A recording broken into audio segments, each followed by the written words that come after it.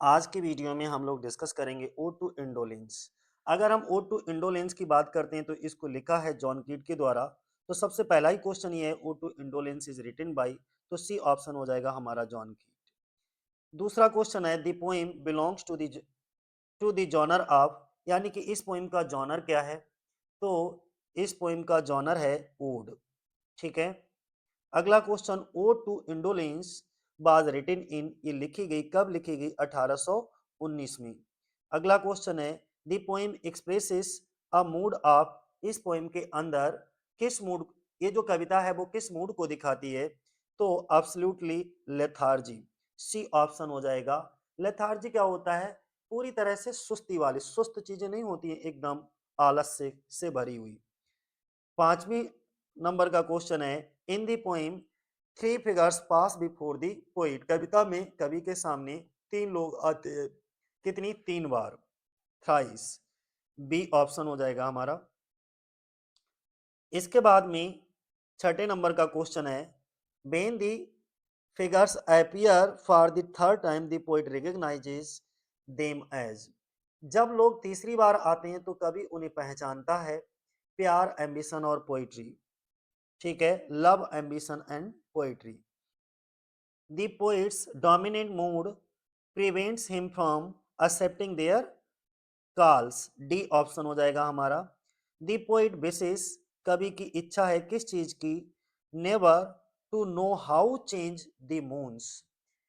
आठवें नंबर पे कहा गया है, कवि चाहता है कि कभी ना जानना कि चांद कैसे बदलते हैं, नेवर टू नो, वो कभी ना जान पाए हाउ चेंज द मून्स, की चांद कैसे बदलते हैं। अगला क्वेश्चन है हमारा, एक लाइन पूछ ली है कि O hear the voice of busy, common sense suggest rejection of, busy common sense की आवाज सुनो, इससे इनकार करने का सुझाव देती है किस चीज का, प्रैक्टिकल दुनियावी चिंताएं, जो प्रैक्टिकल वर्ल्डली कंसर्न्स हैं उनकी बात कर रहे हैं हम लोग। अगला क्वेश्चन है हमारा, when the figures appears for the fourth time the poet, यानी कि जब वो फिगर, वो किरदार चौथी बार दिखाई देते हैं तो कवि क्या करते हैं, चाहता है कि वे चले जाएं और कभी वापस ना आए, basis them to go and never return.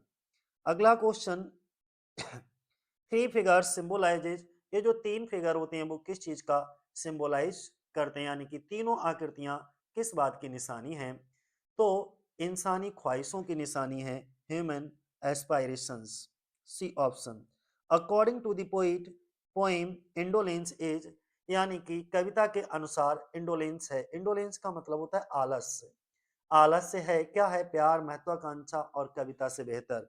Indolence is superior to love, ambition and poetry, इन तीनों से सुपीरियर है। अगला, द पोइम रिफ्लेक्ट्स, ये जो पोइम है वो रिफ्लेक्ट करती है mood off inactivity and withdrawal को। अगला, the tone of the poem is, इस पोइम की टोन कैसी है, तो टोन है मलंकलिक एंड कंटेम्पलेटिव, अर्थात उदास और सोचने वाली। अगला, the three figures are example of, इसके जो थ्री फिगर्स होते हैं, तीनों आकृतियां किस बात का उदाहरण हैं, तो रूपा का, यानी कि एलिगोरिकल पर्सोनिफिकेशन का एग्जाम्पल है, बी ऑप्शन हो जाएगा हमारा। The poem is known for its, ये जो पोइम है वो किस लिए जानी जाती है, तो ये जानी जाती है म्यूजिक एंड मेलोडी के लिए, सी ऑप्शन हो जाएगा हमारा। The language of the poem is described as, इस पोइम, हाँ, the language of the poem, इस पोइम की जो लैंग्वेज है इज डिस्क्राइब्ड एज, डिस्क्राइब की गई है बेल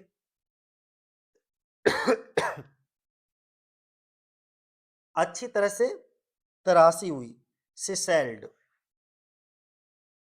अगला, द पोइम कंटेन्स, इस पोइम के अंदर क्या है, वर्ल्ड पिक्चर। ठीक है, कंटेन्स वर्ल्ड पिक्चर्स। अगला 19 नंबर का क्वेश्चन है, the poet essentially fails to recognise the figures because, कवि शुरू में इन किरदारों को पहचानने में फेल हो जाता है क्योंकि वो बहुत ज्यादा लेथार्जी होता है, सुस्त होता है, आलस से भरा होता है, इंडोलेंस में होता है। अगला, the central idea of ode to indolence is, ode to indolence का सेंट्रल आइडिया क्या है, तो सेंट्रल आइडिया है कि preference for indolent detachment over worldly pursuits, आलसी डिटैचमेंट को पर प्रेफरेंस, दुनियावी काम जो दुनियादारी के काम है उनसे किसको प्रेफरेंस देना, आलसी इंडोलेंस डिटैचमेंट को।